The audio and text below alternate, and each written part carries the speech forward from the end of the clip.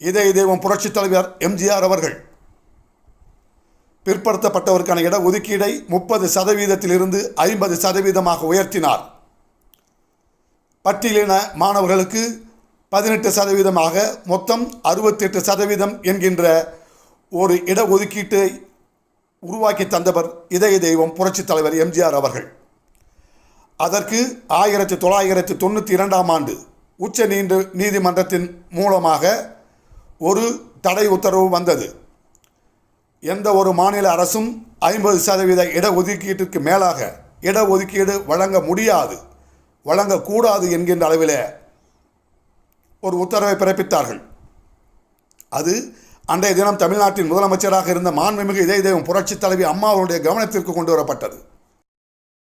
உச்ச நீதிமன்றத்தின் அந்த உத்தரவு தமிழ்நாட்டில் கடைபிடிக்கப்பட்டு வருகின்ற